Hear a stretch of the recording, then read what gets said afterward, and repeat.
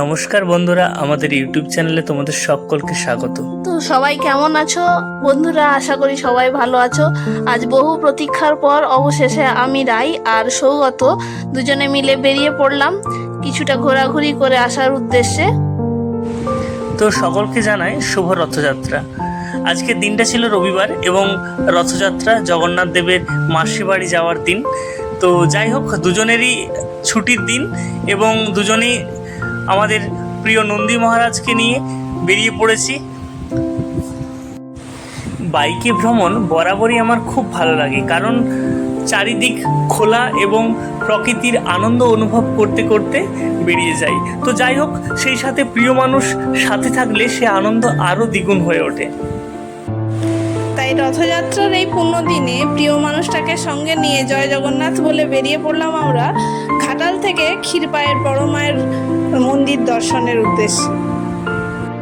ঘাটাল থেকে ক্ষীরপাই বড় মায়ের মন্দিরের দূরত্ব খুব একটা বেশি নয়, মাত্র 14 কিলোমিটার। তো রাস্তায় যেতে যেতে ইতিমধ্যেই আমরা রথের দেখাও পেয়ে যাই, যেটা আমাদের পুরনো ছোটবেলাকার স্মৃতিগুলোকে মনে করিয়ে দেয়।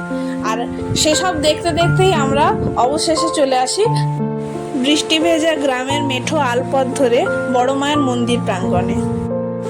এই মন্দিরের একটা বিশেষ বৈশিষ্ট্য আছে। প্রত্যেক মন্দিরে আমরা কি দেখি, যেখানে একজন পুরোহিত থাকে ঈশ্বর এবং ভক্তের মধ্যে আদান প্রদানের জন্য, কিন্তু এখানে সম্পূর্ণ আলাদা। এখানে আপনি নিজে হাতে পুজোর থালি দিয়ে মার চরণে এসে নিজের মনোবাসনা জানাতে পারবেন এবং নিজের পুজো নিজে করতে পারবেন।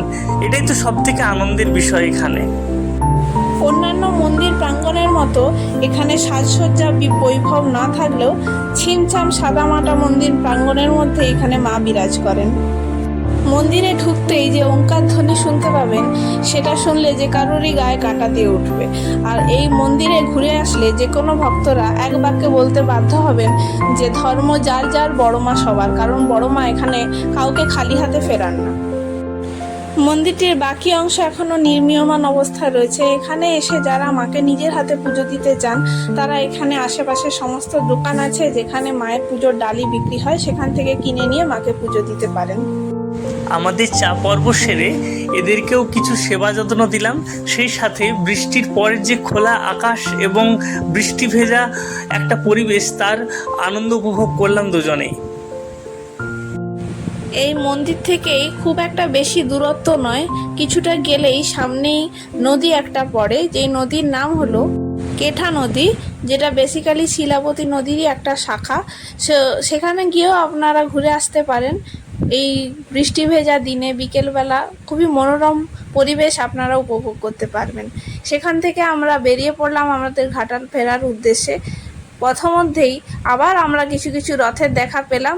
সেখানে আমরা জগন্নাথ দেবকে প্রণাম করে আমরা আমাদের বাড়ি ফেরার উদ্দেশ্যে বেরিয়ে পড়লাম। আর বাড়ি এসে এই ঘাটালে দেখতে পেলাম আমাদের কৃষ্ণ মন্দিরে জগন্নাথ দেবের রথ বেরিয়ে পড়েছে, আর সেখানে প্রচুর প্রসাদ বিতরণ চলছিল।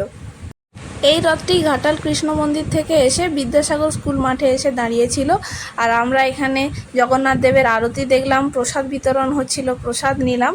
আর সেই সঙ্গে সঙ্গে দেখতে পাচ্ছেন আপনারা কতখানি ভক্তের সমাগম হয়েছিল। আর বৃষ্টির দিনে রথযাত্রা মানে ঝিলিপি ছাড়া রথযাত্রাটাই অসম্পূর্ণ। তো একসাথে বলো জয় জগন্নাথ। দেখা হচ্ছে পরের ভিডিওতে।